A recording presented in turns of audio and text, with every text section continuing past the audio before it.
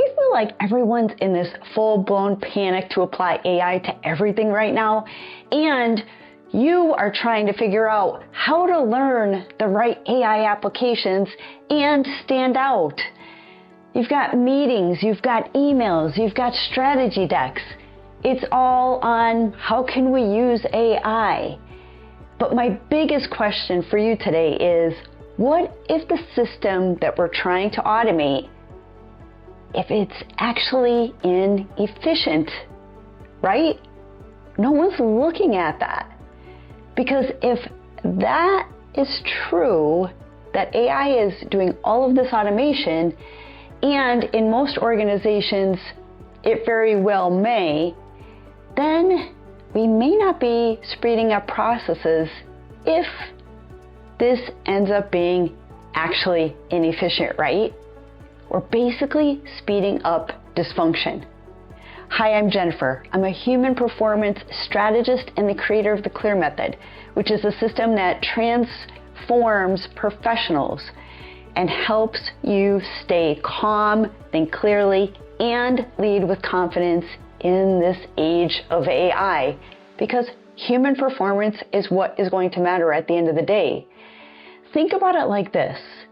If your kitchen's a mess and you install the world's fastest dishwasher, guess what?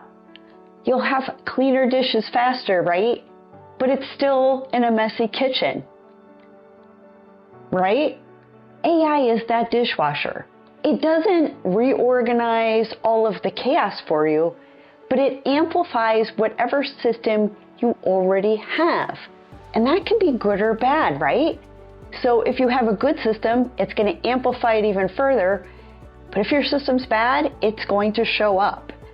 So right now we're living through the fastest tech adoption curve in history, right? In 2024, 78% of organizations were already using AI in at least one of their business functions, and up to 55% the year before. And that's according to Stanford. And the global generative AI market, it's projected to grow over 40% annually through 2030. And surveys show that companies racing to integrate AI even when they're not sure why, right?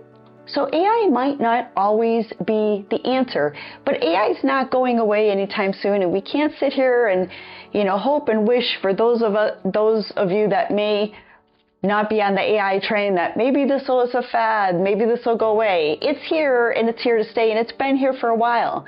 It's just become more mainstream. So we have to figure out how to work with it, right? And most organizations are inefficient. I don't know if you've noticed that. If you work in the corporate world, you could probably see the gaps and the holes. And if you're an entrepreneur, I'm sure you could see where the gaps are in your organization. And it's not because people are lazy or incompetent. It's because building efficient systems at scale is really hard. We have legacy technology, right? We have broken handoffs. There's too many layers of approval oftentimes. There's confusing roles, especially in corporate structure.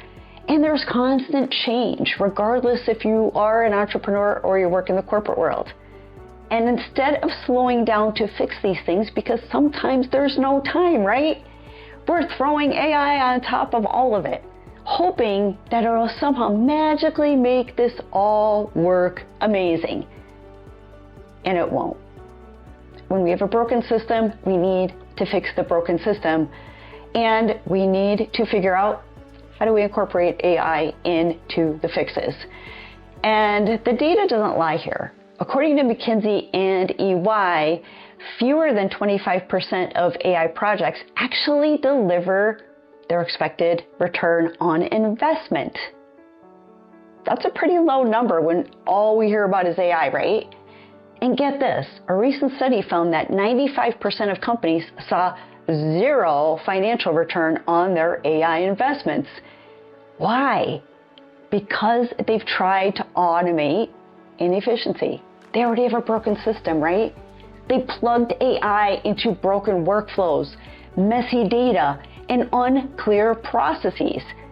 So instead of optimization, they got acceleration of the chaos that they're already living. Not good, right? So building efficient systems isn't glamorous, but it's everything. If your data is messy, your workflows are fragmented, and your culture is resistant to change, then AI is just a very expensive mirror reflecting those flaws back at you. I'm sorry to be the one to tell you. It's like giving a Formula One engine to a car with flat tires. It's not going anywhere fast. So before you start an AI transformation, think in 2 steps. Step number 1 is the cleanup phase. So let's fix the foundation. The foundation means everything. Map out your key workflows. Who does what when, and where it breaks down right now. Where are the gaps? Clean your data as well, and remove bottlenecks and redundancies, especially in approval processes. You're going to want to clarify decision rights and train your people, because efficiency is human before it's all digital. I know that we don't want to admit that, but at the end of the day, there is a human side to all of this. Step number 2 is AI enablement phase, if I could get that out right. We want to scale the smart way. So start small. Use one case that saves real time or improves accuracy. You're going to want to measure actual outcomes, not just tool adoption. Because at the end of the day, who cares about what tool you're using? It's about focusing on what problem we're solving, right? And scale what works and sunset what doesn't. Not all of AI is going to be amazing for you or your organization. And keep humans in the loop. That's where judgment, creativity, and ethics really live. And at the end of the day, this isn't really about AI. It's about us, the humans behind it. AI is a tool. It's something that we could use and make our businesses so much more dynamic. But it all comes down to the human side of making sure the kitchen is clean and the chaos is cleaned up before we amplify it, right? The most powerful system in any organization isn't the algorithm. It's the alignment between people, processes, and purpose, and solving the problems that we need to, right? Because that's why we're in business. We're problem solvers, right? But AI can multiply your output, but only if your foundation is clear. So before your team rushes into AI everything, why don't we take a step back for a minute and ask ourselves, first of all, are we ready? Are our systems solid?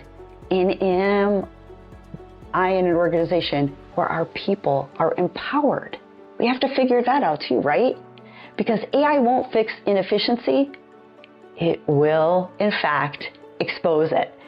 So if you're leading teams under pressure and you want to get AI ready the right way, subscribe to this channel where we blend human performance psychology with AI strategy so that you can lead smarter and not just faster. So I hope you got something out of this. If you did, please consider sharing, subscribing, and we will see you all next time.